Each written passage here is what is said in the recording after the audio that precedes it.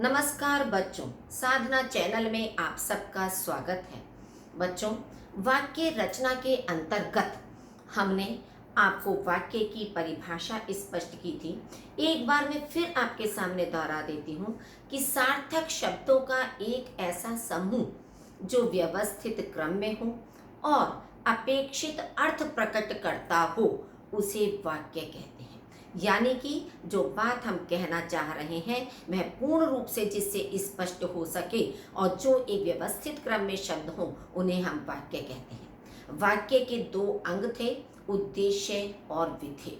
यानी वाक्य में जिसके विषय में कोई बात बताई जाती है वह उद्देश्य के अंतर्गत, और उद्देश्य के विषय में जो कुछ बताया जाता है उसे हम विधेय कहते हैं। फिर हमने वाक्य के भेद उस वीडियो के अंतर्गत आपको बताया था कि वाक्य के दो भेद होते हैं, अर्थ के आधार पर वाक्य और रचना के आधार पर वाक्य भेद। अर्थ के आधार पर वाक्य के 8 भेद आपको बताए गए थे। विधानवाचक वाक्य, निषेधवाचक, प्रश्नवाचक, आज्ञावाचक, संदेहवाचक, इच्छावाचक, संकेतवाचक और विस्मयादिवाचक। अब इस वीडियो के अंतर्गत हम आपको रचना के आधार पर वाक्यों के भेद स्पष्ट कर रहे हैं। बच्चों, ये पार्ट 2 आपका पहला आपका अर्थ की दृष्टि से था और ये पार्ट 2 में रचना के आधार पर वाक्य के भेद हैं। रचना के आधार पर वाक्य के 3 भेद होते हैं: सरल या साधारण वाक्य, मिश्र वाक्य और संयुक्त वाक्य। ये 3 प्रकार के भेद हैं हमारे रचना के आधार पर। अब इसमें पहले पूरा एक टेबल के माध्यम से आपको बता देती हूँ, फिर एक एक करके स्पष्ट करेंगे। इसमें सरल और साधारण वाक्य और संयुक्त वाक्य के भेद हमारे अलग अलग नहीं हैं, लेकिन मिश्र वाक्य के फिर 3 हमारे भेद हो जाते हैं। उपवाक्य जो होते हैं, संज्ञा आश्रित उपवाक्य, क्रिया विशेषण आश्रित उपवाक्य और विशेषण आश्रित उपवाक्य। इसमें भी क्रिया विशेषण आश्रित उपवाक्य के फिर हमारे 5 भेद होते हैं: कालवाचक, स्थानवाचक, रीतिवाचक, परिमाणवाचक और कार्य कारण वाचक। ये आपकी पूरा टेबल था, जिससे कि पूरा आपको मिश्र वाक्य ये समझ में आ जाएगा। अब एक एक करके हम इसको स्पष्ट कर रहे हैं। सबसे पहला था आपका सरल या साधारण वाक्य। जिन वाक्यों में उद्देश्य यानी कि कर्ता एक या अधिक हो तथा विधेय यानी कि क्रिया एक होती है, उन्हें सरल वाक्य कहते हैं। सिंपल सेंटेंस आपके जो होते हैं साधारण वाक्य, जिसमें उद्देश्य एक भी हो सकता है और एक से अधिक भी हो सकते हैं, लेकिन क्रिया एक ही प्रयुक्त होगी, उससे अधिक नहीं होगी, उन्हें हम सरल या साधारण वाक्य कहते हैं। उदाहरण के लिए, संगीता रामायण पढ़ती है। अब यहाँ पर आप देखिए, संगीता एक ही उद्देश्य का प्रयोग किया गया है, पढ़ती है ये भी आपका एक ही विधेय है, क्योंकि रामायण आपका विधेय का विस्तार के रूप में प्रयोग किया गया है, जैसा कि हमने प्रथम वीडियो में आपको बताया था, लेकिन कर्ता या उद्देश्य एक ही है। दूसरे वाक्य में आप देखिए, सुधा और विवेक अच्छा गाते हैं। अब यहाँ आप देखेंगे, सुधा और विवेक दो उद्देश्य यानी दो कर्ता का हमने इसमें प्रयोग किया है, लेकिन क्रिया हमारी एक ही है। तो इसलिए हमारा सरल और साधारण वाक्य स्पष्ट हो गया कि जिसमें एक या उससे अधिक उद्देश्य लेकिन क्रिया एक ही होती है, उसे हम सरल या साधारण वाक्य कहते हैं। दूसरा, संयुक्त वाक्य। जब 2 या 2 से अधिक समान स्तर वाले स्वतंत्र और सरल वाक्य समुच्चय बोधक अव्ययों से, जैसे और, परंतु, या, ताकि, बल्कि, अन्यथा, इसलिए आदि से जुड़े होते हैं, तब उन्हें संयुक्त वाक्य कहते हैं। अब आप कहेंगे कि समुच्चय बोधक अव्यय क्या होते हैं? जैसे इंग्लिश में आपके कंजक्शंस होते हैं, उन्हें हिंदी में हम समुच्चय बोधक अव्यय कहते हैं। इसमें दोनों वाक्य पूर्ण होते हैं। ऐसा नहीं है कि कोई वाक्य किसी दूसरे को ऊपर आश्रित हो, वे अपने में पूर्ण अर्थ रखते हैं, स्वतंत्र होते हैं, लेकिन जब हम इन दोनों वाक्यों को परस्पर जोड़ते हैं तो उसके बीच में हम इन समुच्चय बोधक अव्ययों का प्रयोग करते हैं। कहीं हम और का प्रयोग करते हैं तो कहीं परंतु का, कहीं या तो कहीं ताकि, कहीं बल्कि तो कहीं अन्यथा तो कहीं इसलिए।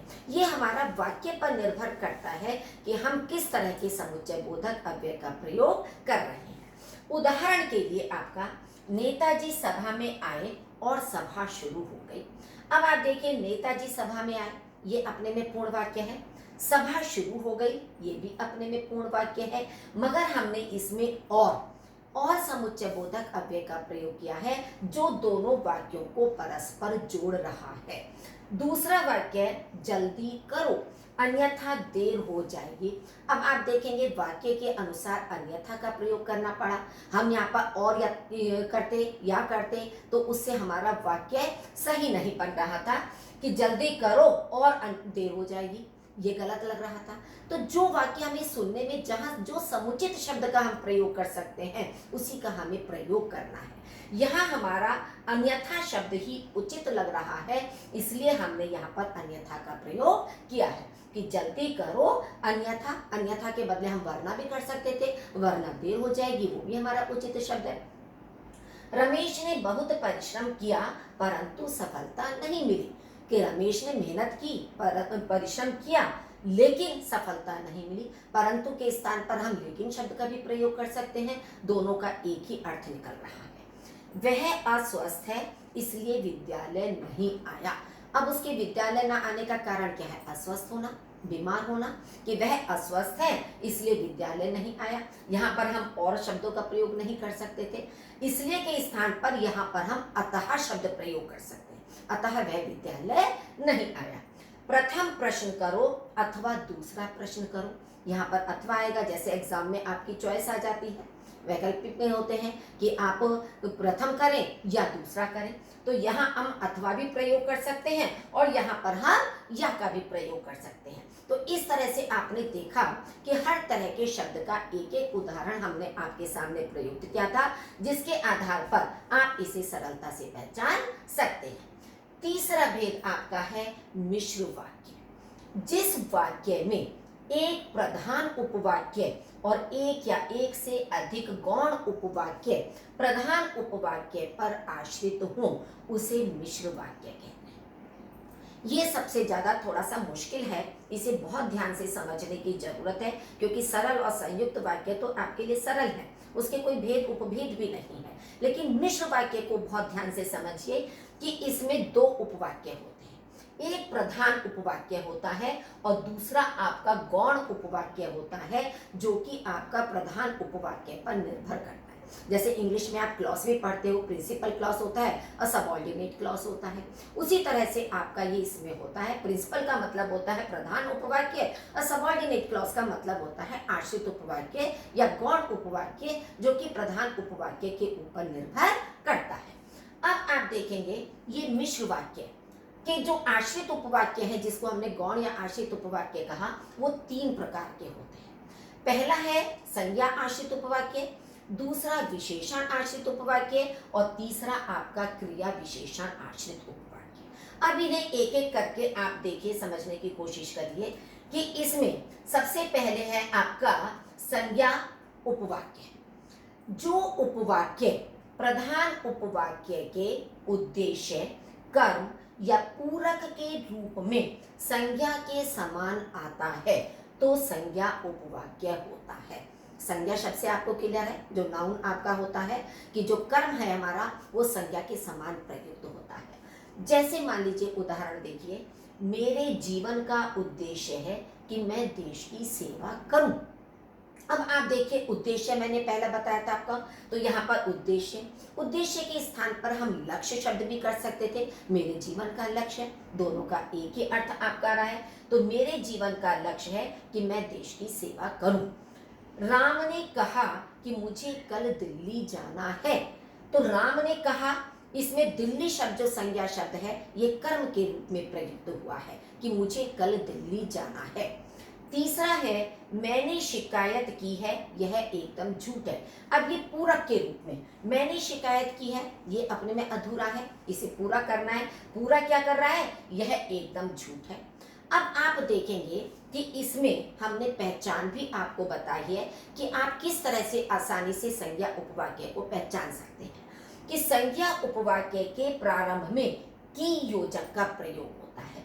आप देखिए तीनों वाक्यों में कि मैं देश की सेवा करूं, कि मुझे कल दिल्ली जाना है, कि आप अवश्य सफल होंगे, या मैंने शिकायत की है, मैंने, यह एकदम झूठ है। अब फोर्थ सेंटेंस में आप कंफ्यूज होंगे कि इसमें तो की का हमने प्रयोग किया ही नहीं है, लेकिन आप इसको दोबारा से लौट कर देखिए कि मैंने शिकायत की है, यह एकदम झूठ है। इसको लौट कर देखिए वाक्य को, क्योंकि हमारा गौण या आश्रित उपवाक्य प्रारंभ में भी आ सकता है, ये जरूरी नहीं है कि आपका आखिर में ही आए।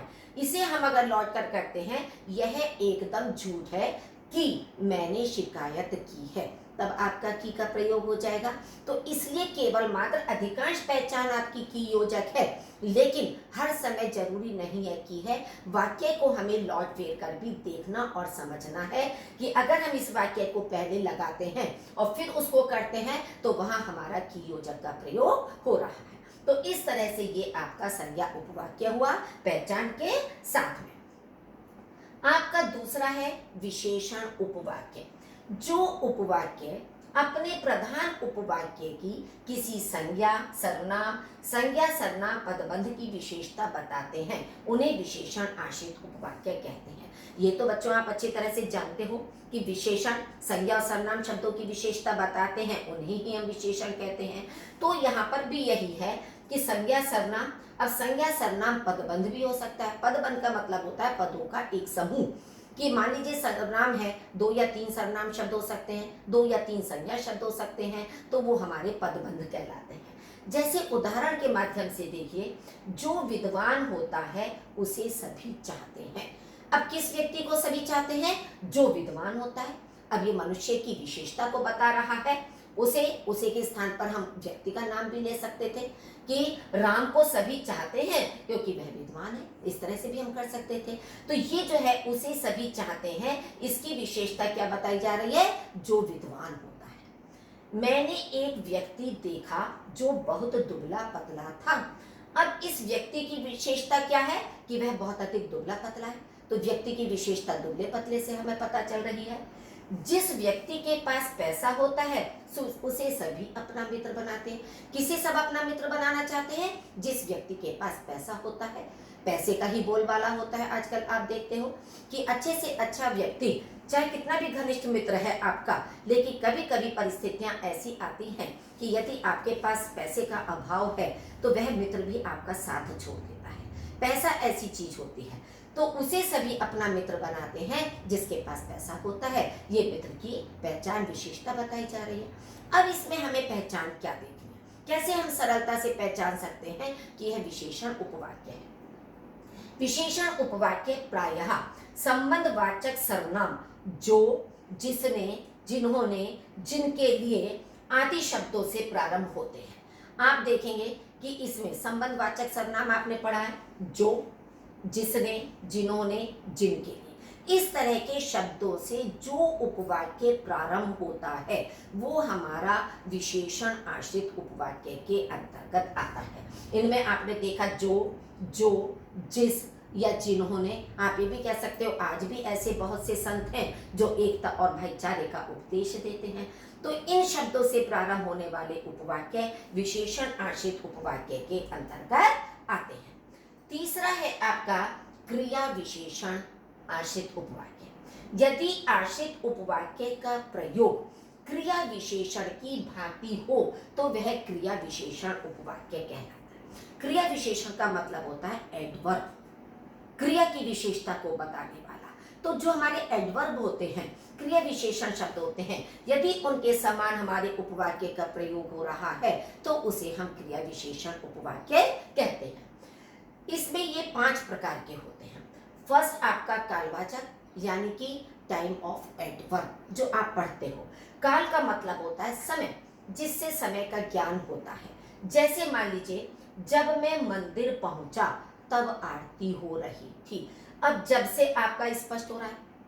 आप इसके स्थान पर ये भी कर सकते थे कि जिस समय मैं मंदिर पहुंचा उस समय आरती हो रही थी। या जैसे ही मैं मंदिर पहुंचा वैसे ही आरती प्रारंभ हो गई, इस तरह से भी हम कर सकते थे। तो जब, जैसे ही, ज्यों ही, ये शब्द हमारे समय का बोध करा रहे हैं। दूसरा उदाहरण, ज्यों ही मैं घर पहुंचा त्यों ही वर्षा प्रारंभ हो गई। तो ज्यों ही, यह शब्द भी हमारे समय का बोध करा रहा है। इसके स्थान पर भी हम जैसे ही कर सकते थे कि जैसे ही मैं घर पहुंचा वैसे ही वर्षा प्रारंभ हो गई, या जिस समय मैं घर पहुंचा उस समय वर्षा प्रारंभ हो गई। तो ये तीनों शब्द हमारे, इसीलिए हमने पहचान में लिखा है जब, ज्यों ही, जैसे ही, जब जब, जब तभी। ये जितने भी हमारे पहचान के शब्द हैं ये सब समय का बोध करा रहे हैं, और इन शब्दों से प्रारंभ होने वाले उपवाक्य कालवाचक क्रिया विशेषण उपवाक्य के अंतर्गत आते हैं। सेकंड है आपका स्थानवाचक क्रिया विशेषण। स्थानवाचक में इन उपवाक्यों से स्थान का बोध होता है, जैसे प्लेस ऑफ एडवर्ब। प्लेस का मतलब स्थान, जिससे स्थान का ज्ञान होता है। जैसे मान लीजिए जहां वह पढ़ती है वहां एक स्टेडियम भी है, जहां हमारे स्थान का बोध करा रहा है। इसके स्थान पर हम ये भी कर सकते थे कि जिस जगह वह पढ़ती है उस जगह एक स्टेडियम भी है, तो जिस जगह भी हमारे स्थान का बोध करा रहा है। जिधर तुम जा रहे हो उधर मेरे चाचा जी रहते हैं। जिधर का मतलब है स्थान, कि जिस स्थान पर तुम जा रहे हो या जिस ओर तुम जा रहे हो तो उधर मेरे चाचा जी भी रहते हैं। तो इस तरह से चार जहां है, जिधर है, या जहां जहां हम गए वहां वहां हमारा स्वागत हुआ। तो जहां जहां का मतलब जिस जिस स्थान पर हम गए उस स्थान पर हमारा स्वागत हुआ। तो इसकी पहचान है आपका जहां, जिधर, जिस जगह, जहां से। ये सारे शब्द हमारे स्थान का बोध करा रहे हैं, और इनसे प्रारंभ होने वाले उपवाक्य स्थानवाचक क्रिया विशेषण आश्रित उपवाक्य में आते हैं। तीसरा है आपका रीतिवाचक क्रिया विशेषण। रीतिवाचक का मतलब होता है मैनर, मैनर ऑफ एडवर्ब। रीतिवाचक है जिससे किसी कार्य को करने की विधि, विधि माने तरीका या स्वभाव का पता चलता है। एटीट्यूड, स्वभाव का मतलब एटीट्यूड, उसे हम रीतिवाचक क्रिया विशेषण कहते हैं। जैसे मान लीजिए मैंने वैसा ही बोला जैसा माता जी ने बताया था, या जिस तरह से माता जी ने बताया था उस तरह ही मैंने बोला।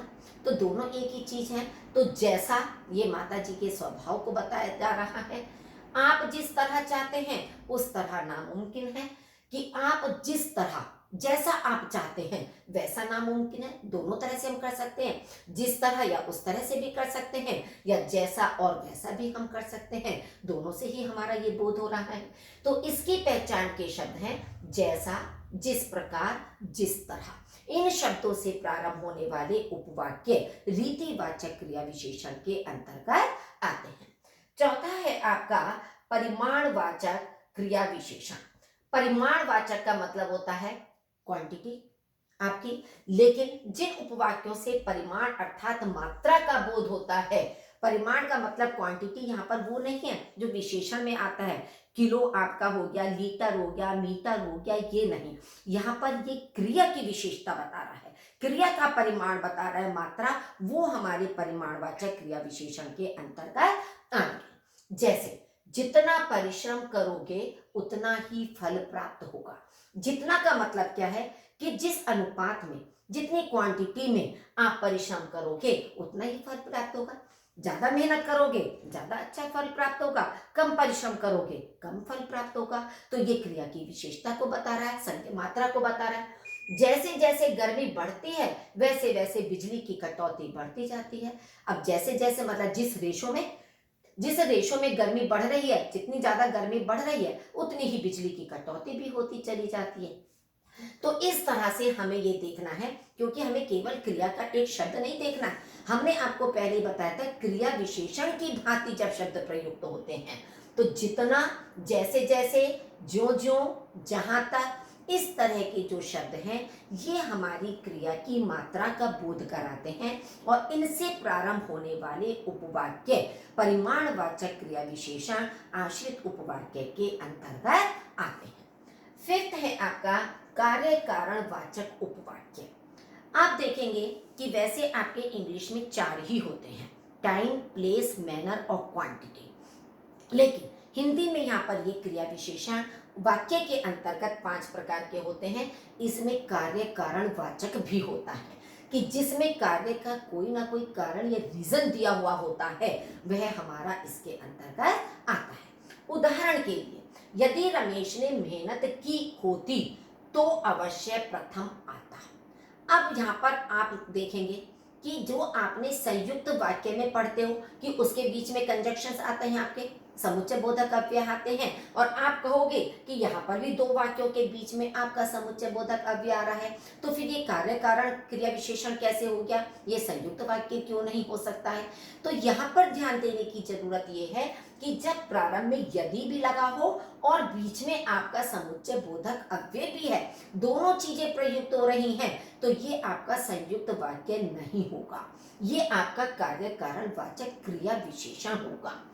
अगर आपका केवल होता कि रमेश ने मेहनत की इसलिए वह प्रथम आया, या रमेश मेहनत करता तो अवश्य प्रथम आता, तब आपका संयुक्त वाक्य होगा। वह अवश्य आएगा क्योंकि उसका साक्षात्कार है। साक्षात्कार कहते हैं इंटरव्यू को।